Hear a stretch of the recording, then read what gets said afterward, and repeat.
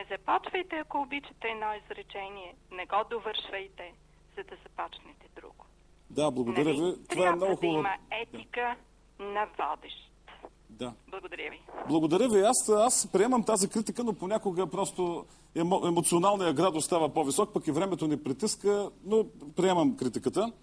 Сега, има още много неща, които искахме да кажем с вас, но нямаме много време. Нека да се върнем към Димитър Общи, виновника за първопричината за цялата история, за провала на революционната организация. Да, аз само да Вие сте го довърша. описали само... Да, извинявам се. Да, прочетете. Това е едно оплакване от страна на Левски до Букурещ, до Любен Каравелов, в което той разказва как Димитър Общи не си върши работата.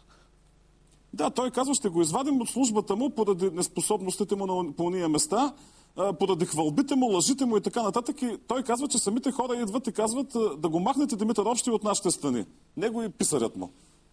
Да.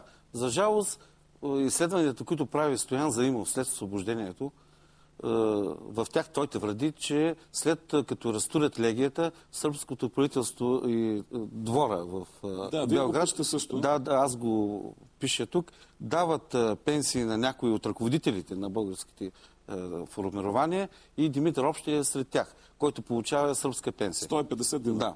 Но аз искам тук само да, така да се каже, да завърша и за Пенчович, който след освобождението, преди това на турска служба в Турския държавен съвет, става депутат в Българското народно събрание. Не е ли човек на руснаците в крайна сметка той след освобождението?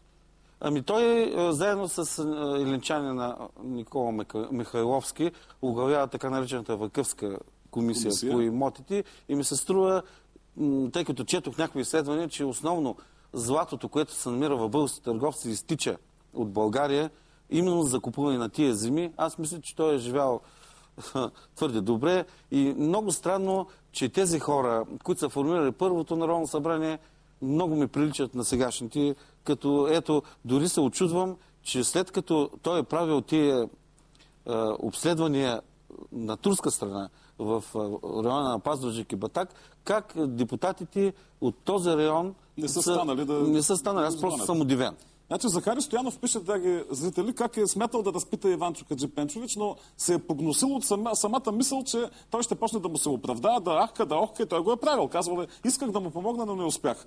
Да. Също не е вярно това, което се пише понякога, че Иванчо Хаджипенчович не бил юрист. Напротив, ние нямаме време сега да говорим до комисията, която води разследването, прераснало в процес или нещо подобно в София. Нашата колежка Силвия Трендафилова имаше едно хубаво предаване миналата година, където се показаха с факти, че до голяма степен и самите присъди са незаконни, не са съобразени с всички членове на действащото право. Нямаме време да говорим за тези хора, но това са най-добрите юристи на тогавашната Османска империя, а пък Иванчо Хаджипенчович е най-образования българин юрист в член на Държавния съвет. Да, той е завършил в Виена, позволявам се да вметна, заедно с Михат Паша са завършили право. На практика те са студенти. Значи той официализирал на практика това нещо. Да, той е осъден, апостол е осъден по турския наказателен закон, по член 48, който буквално гласи за действие против турското царство. Само, че там се предвижда заточение. Да, и затова му поднасят допълнително да даде обяснение за убийството в Ловеч. Между другото, шестимата първенци от София, тримата българи и тримата мюсюлмани не подписват присъдата. Аз наблягам на това, че и тримата мюсюлмани също по някакъв начин явно са, как да кажа, са решили, че този човек не е толкова виновен. Да.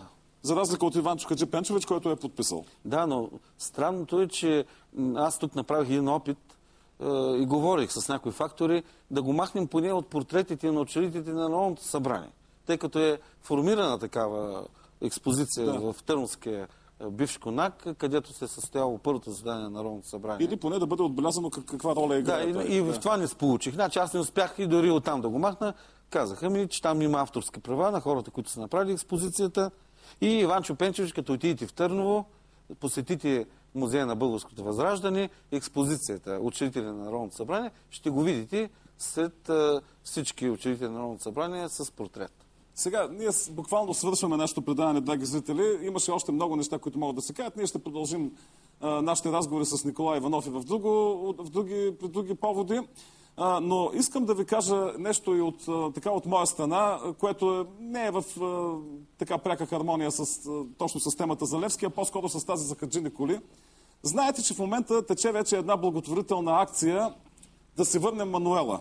Аз не съм вземал отношение към този въпрос така от известно неудобство, тъй като Мануела, която тежко пострада от един самозабравил се човек, който пиян кара по най-оживения път на българското Черноморие. Знаете за кого става дума, за Максим Стависки.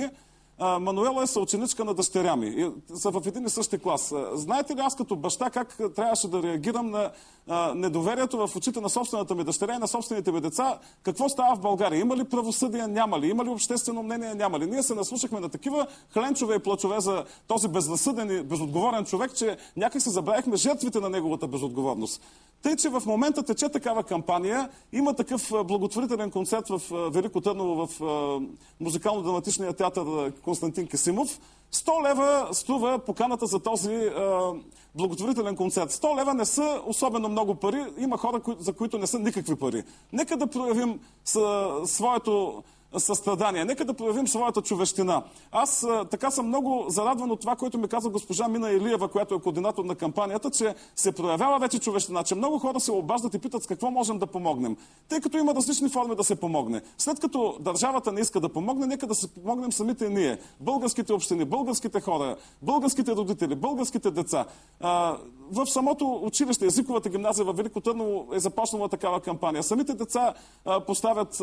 Нека това да покажа още веднъж, че сме достойни за това, което е влагал в нас като надежда апостола на нашата свобода и наистина да станем свободни и да станем наистина хора преди всичко. Така че, моля ви да подкрепим кампанията да си върнем Мануела. Само в заключение искам да ви благодаря, господин Иванов, и може би да ви питам втората част на романа. Пиеса имаше на тази... Защо нямаше пиеса? Вие имате хубава пиеса на тази основа.